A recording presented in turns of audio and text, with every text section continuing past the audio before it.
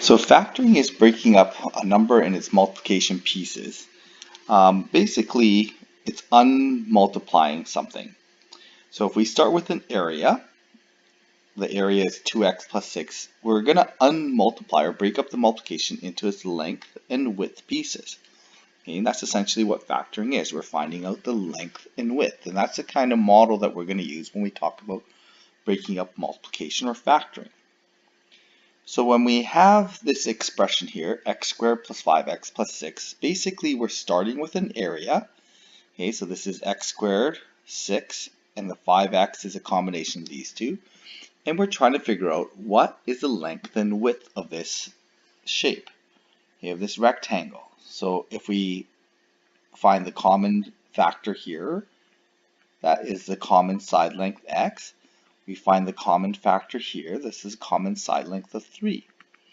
And then going across, we can find our common side length of x here. Coming across this way, we get our common side length of 2. So 2x and 6 share a common side length of 2. And this is all going to match. So we have x times x is x squared, 3 times x is 3x, x times 2 is 2x, 3 times 2 is 6. And it gives us the factored form, or the length, x plus 3, and the width, x plus 2. And if we want to check this, we could just FOIL this out, right? First outside, inside last. So first, x squared, outside, inside, last, gives us what we started with, x squared plus 5x plus 2. So this is then definitely the correct factored form. This is what we're looking for. We're looking for the length and width given that area. So same thing's happening here. We have our area, x squared plus 4x minus 12. Now we know the relationship is, we're basically looking for these two edge lengths that multiply to 6 and are going to give us these two areas of 3 and 2. So we can think of the same thing here. We're looking for an edge length, and this only works for x squared because we know that these two edges are going to be x times x to give us a square. And to give us an area of negative 12, one of these edges has to be negative, the other one has to be positive. And these two areas must add up to a positive 4x, and one of them being negative and one of them being positive. The only way to make this work then is we're going to use positive 6 to give us a 6x here, and negative 2 to give us a negative 2x here. So negative 2 times positive 6 is negative 12. These two areas add up to the positive 4. So there we go. We have our area involved here. So our length and width to give us that area. So x plus 6 times x minus 2. Okay, so there's our factored form. And notice that all we're doing is factoring. We're not solving for anything here. Okay, that's not an equation. If it was equal to 0, we can solve. So we can say x is equal to something, but this is just factoring. So we just leave it like that. And that's something I want you to recognize. When are you being asked to factor? When are you being asked to solve? When are you being asked to graph? And you're going to need to recognize the difference. So using algebra tiles here, okay, we're typically going to stick with the area model, but we should understand our algebra tile model. The area here is going to be 2x squared plus 4x's. There's 1, 2, 3, 4 plus 2. If I want to factor this, I get an edge length of 2x plus 2, and the other edge length is going to be x plus 1. Okay, this is not fully factored because there is a common factor of 2 here, so I can factor that out and say that I have x plus 1, or 2x plus 1 squares. Okay, which is true because if I rearrange this, really I could, if I shift this over, I could have 2 squares of x plus 1. Okay, I can have these. This is going to be 2x squared plus 4x's plus 2, and that's going to give me 2 squares, which is what my factoring certainly indicates. Okay, so this algebra tile model, the area is going to be x squared minus 4x plus 4. Okay, and I can see that my edge length is going to be x minus 2. I can see I have two negative x's here. And x minus 2. I've got two negative x's here. And it does give us a square shape because it's symmetrical both ways. Okay. Now the real main problem with factoring is going to be really how do we rearrange these square shape pieces, or the x pieces, or the rectangular x pieces, to fit them in, because we know the squares go in the top left corner, we know the ones go in the bottom right. Really it's just figuring out how do we split up these terms here, because those are the terms that get added up to as like terms to give us the middle term. So that's really the dilemma that we often end up with when we're factoring. And that especially shows up when we are factoring an ax squared type.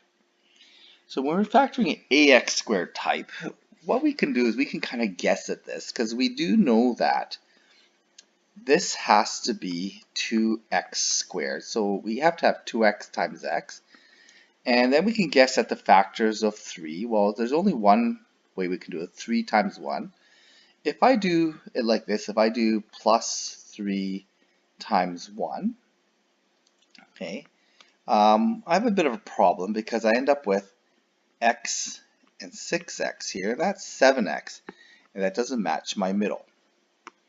So then I can just re-guess at it again and say, okay, well, it's got to be 1 and 3. And by guessing, I end up with getting 2x and 3x, and that's definitely the right way. So I've now factored this. I know this is going to be 2x plus 3, and then x plus 1. So that's the correct answer. So if you need to guess and test, nothing wrong with that. But we want a bit better strategy. Now this was an easy one because there's very little guessing to be done here. There's not very many possibilities. So what are some other strategies here that we can use? So I'm going to show you this property of this grid multiplication. Okay, so if I have some random multiplication, 20 plus 1 times 10 plus 5 or something like that. Okay, so I end up with this. This is going to be 200. This is going to be 10. 20 times 5 is 100. And 1 times 5 is 5. Okay, so this is just grid multiplication. You would have done this in elementary school. And this is all we're doing here. This is really just grid multiplication with variables. But there's a property here of grid multiplication in that this diagonal product, this is equal to 1000, is equal to this diagonal product, which is equal to 1000 as well. And it's always the case. Okay, there's a very simple proof to this, but the diagonal products of grid multiplication are always equivalent. Okay, well, how do we use that property then? So again, this is the property. The diagonal products of this box multiplication are equivalent. And that holds true whether we're dealing with numbers or variables. So how do we use that property to help us factor? Well, we're going to do this. If I multiply this diagonal product, I get 6x squared. And what I know is that whatever I put into here is going to multiply to 6x squared. Not only that, it has to add to the areas. These two areas have to add up to 5x. Well, the only way we can do that is we can just say that's going to be 3 and 2. 3x and 2x. Those equal, if I multiply them together, that's 6x squared. And they add up to 5x. So we can use this diagonal product here to be able to split the middle term. Okay, and some of you may have seen it showing up like this. I'm just going to leave it like that. Okay, so once we factor, we can just factor this straight across.